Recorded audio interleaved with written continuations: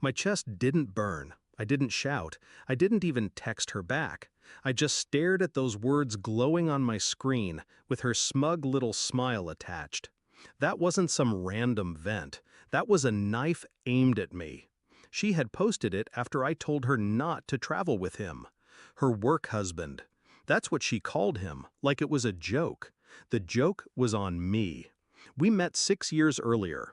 She was 23, broke, and charming in a way that made you feel chosen just by standing next to her.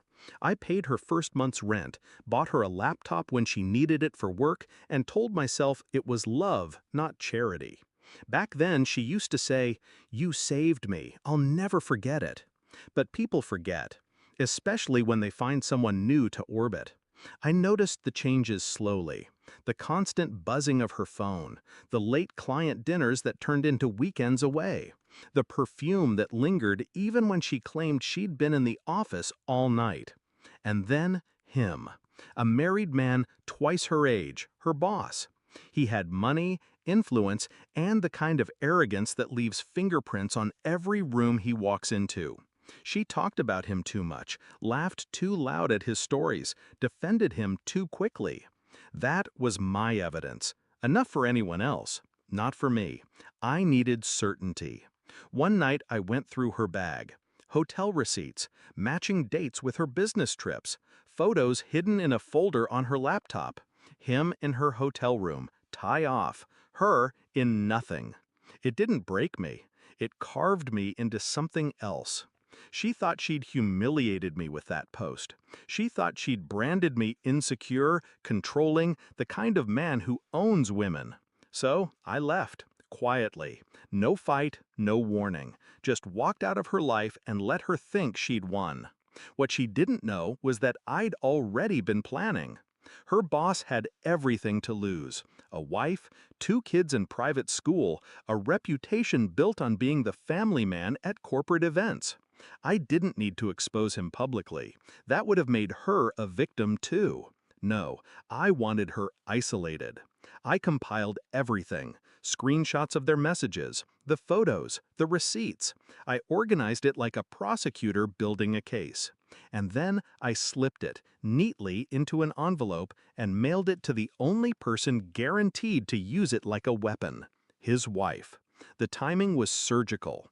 I waited until the night before their business trip. She had packed, smiling at me like I was invisible, dragging her suitcase across the floor. I didn't stop her. The next morning, I was gone. My clothes, my keys, even my toothbrush. All she had left was that post online, bragging about her freedom. And then came the call. I wasn't there to hear it, but I know how it happened. She was probably still in bed when her phone lit up with his name. She must have smiled, thinking he was outside ready to whisk her away. But his voice wasn't soft. It was fury. It was fear. Dear God, what did you make him do? Because by then, his wife had seen everything. The texts, the hotel bookings, the photos. The empire he built on family values collapsed overnight. She threw him out, took the kids, froze the accounts, and she did what I hoped she would, called the company's board. The man was poison now, untouchable. Her work husband wasn't her shield anymore. He was rubble. She tried calling me, of course, dozens of times. First with anger. "You're pathetic." Then with fear. "You ruined me." And finally with desperation. "Please just tell me why." I never answered.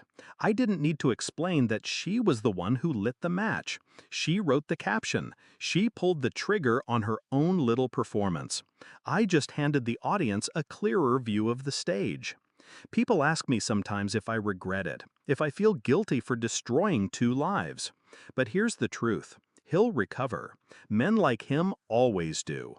He'll crawl back into some executive role in another city, slap on another smile, and pretend nothing happened. She won't. She's toxic now. To her job, to her friends, to anyone who searches her name.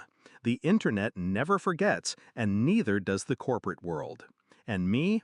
I didn't raise my voice. I didn't hit her. I didn't beg. I simply let her choke on the life she chose.